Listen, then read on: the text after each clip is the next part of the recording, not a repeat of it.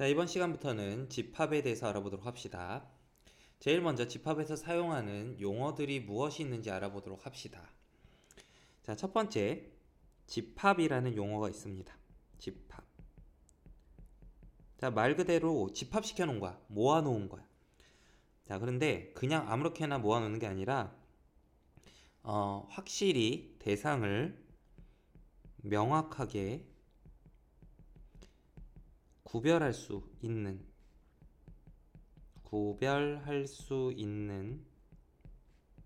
것들을 모아놓은 것. 이게 집합이에요. 그래서 대상을 명확히 구별할 수 있다라는 게 이제 중요한 표현이에요. 자, 예를 들어서 10 이하의 자연수 집합. 이런 건 집합이에요. 자연수. 요거는 집합이야. 1, 2, 3, 4, 5, 6, 7, 8, 9, 10 이런 식으로 쓸 수 있어. 자, 그런데 이런 거는 집합이 아니야. 키가 큰 사람들의 집합. 키가 큰 사람들의 집합. 이건 집합이 아니야. 왜? 키가 크다는 게 도대체 얼마가 큰 건데? 180이면 큰 거니? 그럴 수도 있고 아닐 수도 있고. 응? 그 보는 관점에 따라 다르잖아. 이 키가 크다는 거는 불명확하다고. 불명확해. 그 다음에 뭐 예쁜 사람들의 집합. 예쁘다는 게 불명확하죠. 응? 선생님이 볼 때는 니네들 다 예뻐요. 다 예쁜데 또 그 다른 사람이 보면은 쟤는 별로 안 예뻐 이럴 수도 있는 거 아니야. 그지? 그래서 이런 것들은 집합이 아닙니다. 그래서 이와 같이 명확히 대상을 구별할 수 있는 값들을 모아놓은 것, 이런 것을 집합이라고 합니다. 두 번째, 원소라는 게 있습니다. 원소. 자, 집합의 구성 요소들이에요. 집합을 구성하는 구성 요소. 그래서 요 위의 집합에서 1, 2, 3, 4, 5, 6, 7, 8, 9, 10 이런 것들이 원소가 되는 거죠. 자, 그 다음에 세 번째. 자, 속한다라는 기호. 속한다 기호로 이렇게 씁니다. 삼지창. 이렇게. 자, 그래서 요 이름을 우리의 집합의 이름을 붙일 때 보통 대문자로 붙이거든. 10 이하의 자연수 집합을 대문자 A라 하자. 이렇게 했을 때 자, 1 같은 경우는 A의 원소죠. A 집합에. 그럼 이렇게 표현하는 거야. 이렇게 표현됐다는 거는 이 말은 무슨 말이에요? 1은 A 집합의 원소다 라는 표현이에요. 뭐 2도 그렇죠. 2도. 자, 그런데 뭐 만약에 이런 건 어때요? 13 같은 경우는 A 집합의 원소가 아니죠? 그러면 이건 이렇게 표현합니다. 13은 A 집합의 원소가 아니다. 자, 그래서 이 삼지창 기호가 어떤 놈이 어떤 집합의 원소가 되는지 아닌지를 표현하는 기호가 되는 겁니다. 자, 이번에는 집합을 분류를 한번 해볼게요. 집합을 보통 어떻게 분류하냐면 원소 개수를 기준으로 집합을 분류합니다. 원소 개수 기준으로. 자, 유한집합이라는 게 있어요. 유한집합. 이거는 원소의 개수가 유한개인 집합이야. 유한. 끝이 있다는 거지. 그래서 원소의 개수를 셀 수가 있어요. 원소가 몇 개 있는지 원소 개수를 셀 수 있습니다. 뭐 1000개, 10,000개 이런 식으로 셀 수가 있다는 겁니다. 자, 그거랑 반대되는 개념이 무한집합이에요. 무한집합은 원소의 개수가 무한개인 집합이에요. 그러므로 원소 개수를 셀 수 없습니다. 대표적인 게 자연수 집합 같은 거야. 자연수 집합. 자연수 집합은 자연수가 무지무지하게 많기 때문에 이런 식으로 표현하고요. 무한계예요. 그래서 자연수 집합 같은 건 무한집합이에요. 뭐 실수 집합 이런 것도 무한집합이겠죠. 유리수 집합 이런 것들. 이렇게 원소 개수가 무한개인 집합이 무한집합. 다음에 공집합. 공집합은 원소가 0개인, 원소가 없는 집합이에요. 없는 집합. 뭐 예를 들어 볼까요? 원소가 0개인 집합 뭐가 있을까요? 자, 음수인 자연수 집합. 음수이면서 자연수인 집합이야. 들의 집합. 없어요. 자연수 중에 음수가 어디 있어? 그냥 이렇게. 그래서 원소가 한 개도 없어. 이 조건을 만족하는 놈들은. 이거를 이렇게도 씁니다. 이렇게 그냥 비워놓고 중괄호만 쓰고 아무것도 안에 안 쓰고 공집합이라고 표현하기도 하고요. 기호로 이렇게 파이, 소문자 파이라는 기호로 나타내기도 합니다. 그 다음에 그래서 원소 개수가 이제 중요하다 보니까 기호 하나 또 볼게요. NA라는 기호가 있습니다. 이 기호는 A 집합의 원소 개수를 말하는 기호예요. 그래서 예를 들어서 A가 1, 2, 3, 4였어. 그럼 이때 NA라는 값은 A 집합의 원소 개수니까 4. 이와 같이 원소의 개수를 나타낼 때는 NA 이런 식으로 씁니다. 자, 이번에는 집합을 표현하는 방법에 대해서 얘기해 볼 건데요. 크게 세 가지가 있습니다. 첫 번째는 원소 나열법이라는 것이 있고요. 두 번째는 조건 제시법이라는 게 있어요. 조건 제시법. 세 번째는 벤 다이어그램이라는 게 있습니다. 벤 다이어그램.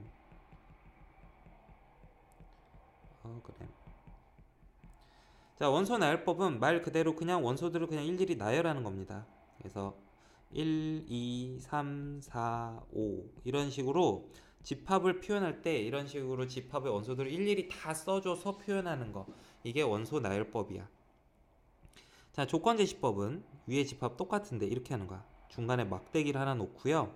자, 막대기 앞에다가 집합의 원소를 나타내는 문자를 써주는 겁니다. 집합의 원소를 x라고 하자라고 이렇게 막대기 왼쪽에다가는 원소를 나타내는 문자를 써주시고, 그 다음 막대기 뒤쪽에는 그 원소가 만족해야 하는 조건을 써주는 거야. 하는 조건을 뒤에다 써주면 돼요. 여기다가. 자, 요 위의 집합을 조건 제시법으로 표현하게 되면 자, 이렇게 써주면 될 것 같아. x는 1 이상 5 이하이고 그러면서 x는 자연수다. 이런 식으로 이 집합의 원소들이 만족해야 되는 조건들을 뒤에다가 써주면 돼요. 그래서 이런 식으로 집합을 표현하는 방법을 조건 제시법이라고 합니다. 자, 그 다음에 벤 다이어그램은 이런 식으로 그리는 거야. 전체 집합이 있고 U라고 보통 쓰고요. 그 다음 요 집합을 이제 A라고 하면 이렇게 A 이런 식으로 표현한 다음에 이 그림 안에다가 A 집합의 원소는 A 집합 그림 안에다가 이렇게 다 적어주는 거죠. 이런 식으로 그림으로 나타냈을 때 이 그림을 벤 다이어그램이라고 합니다. 지금 선생님이 1, 2, 3, 4, 5라는 집합 이거를 원소 나열법으로도 표시해보고 조건 제시법으로도 표현해보고 벤 다이어그램으로도 표시해봤어요. 그러니까 똑같은 집합인데 상황에 따라서 더 여러분이 편한 방식으로 집합을 표현을 해줄 수 있으면 되겠습니다. 자, 다음 예제를 볼게요. 15 미만의 3의 배수 전체 집합을 A라고 할 때 다음 네모 안에 들어가는 그 원소를 나타내는 기호를 써보래요. 자, 일단 A 집합을 한번 써볼게요. 15 미만의 3의 배수. 자, 이거 조건 제시법으로 한번 표현해보면 이 집합의 원소는 x인데 x는 15 미만이어야 되고 x는 3의 배수여야 해. 자, 이 조건을 만족해야 돼. 그러면 이거는 15 미만의 3의 배수는 사실 되게 많다. 자, 12. 또 뭐 있어? 9, 6, 3, 그다음 0, 마이너스 3, 마이너스 6, 마이너스 9 이런 것들이 3의 배수야. 그래서 무지하게 많은데요. 자, 그러면 1번부터 봅시다. 1번. 3은 A 집합의 원소입니까? 네, 원소 맞죠. 그럼 이렇게 삼지창기호로 써주면 되겠고요. 2번.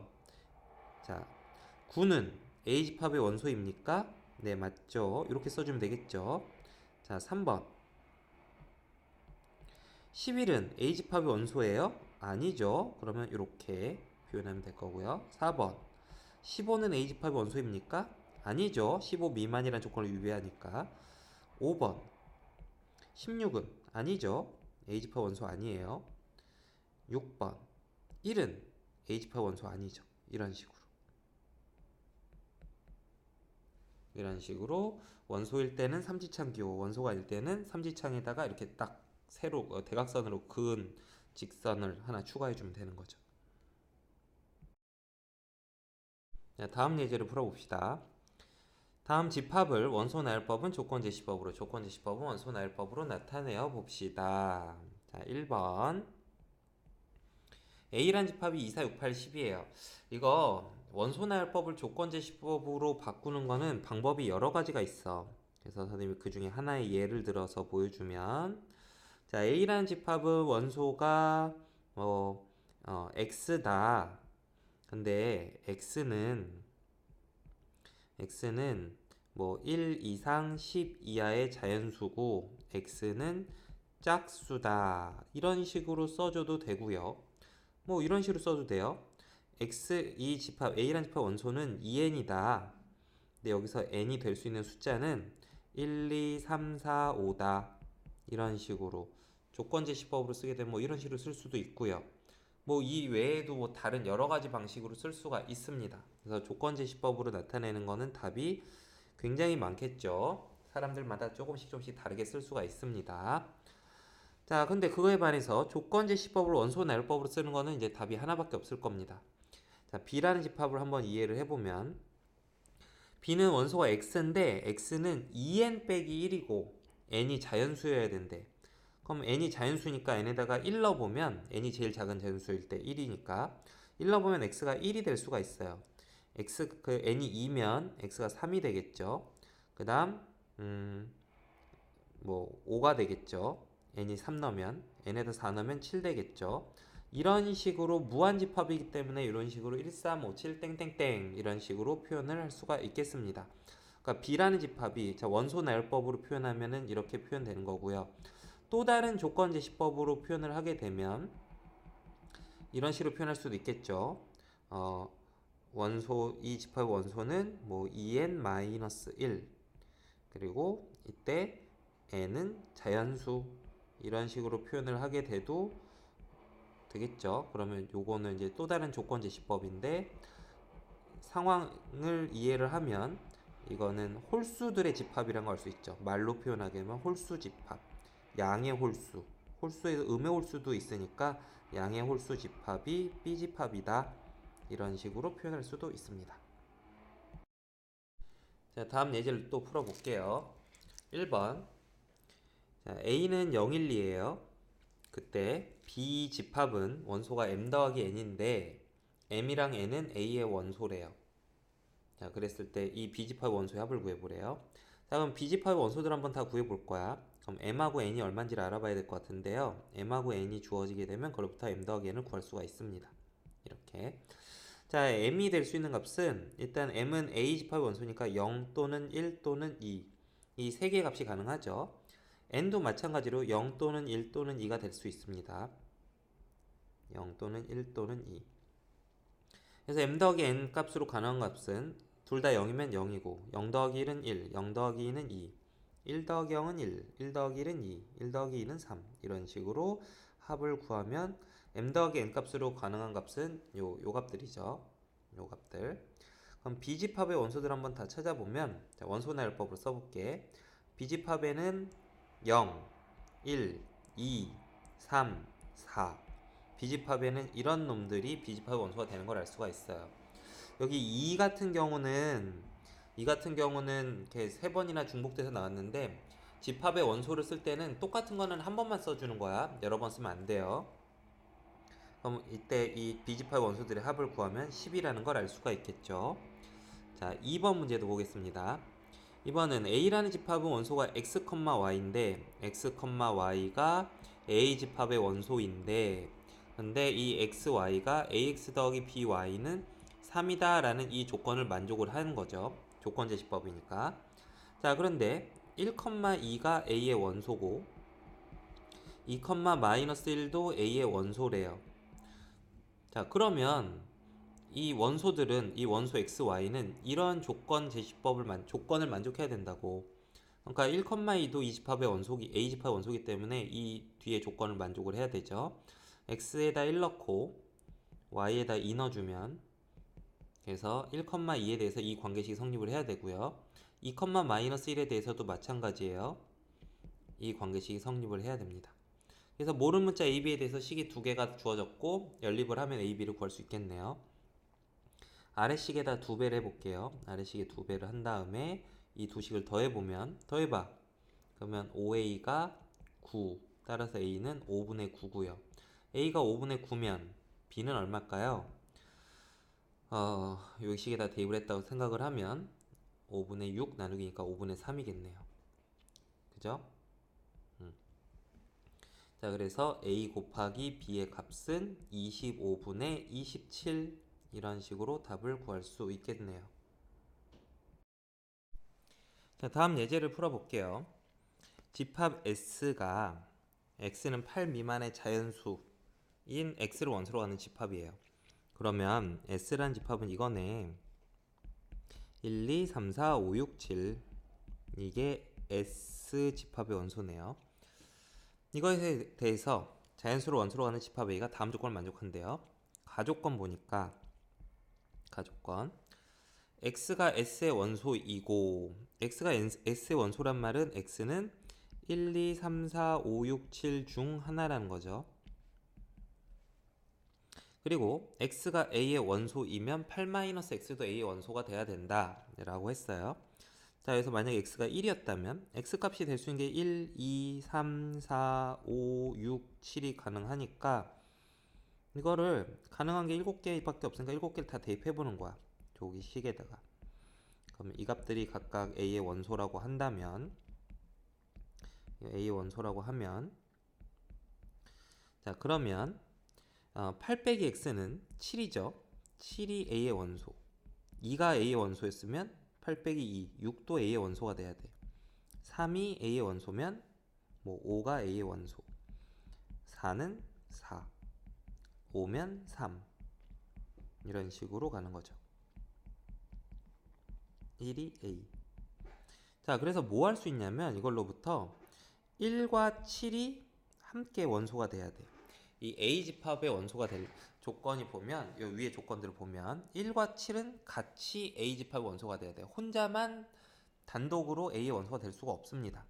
또 2하고 6도 같이 A의 원소가 돼야 돼요. 3하고 5도요. 그 다음에 4는 그냥 혼자만 A의 원소가 될 수 있네요. 자, 그래서 규칙 이거야. 얘네들이 같이 다녀야 된다. 자, 그 다음에 나 조건 보니까 A 집합의 원소의 개수가 3개래요. 그럼 이 가나 조건을 모두 만족하는 A를 구해보자 하는 건데요. 그러려면 자, 가능한 A를 이제 다 찾아보면 자, 일단 A의 원소 개수가 홀수개 3개니까 이게 4는 무조건 A의 원소가 돼야 될 것 같아요. 요게는 무조건 돼야 되고요. 그런 상태에서 1하고 7이 A 집합의 원소가 되든지 또는 4가 있는 상태에서 2하고 6 또는 4하고 3, 5 이런 식으로 원소가 3개이면서 가조건을 만족을 하는 A는 이렇게 3가지 경우만 가능하다는 걸 알 수가 있어요.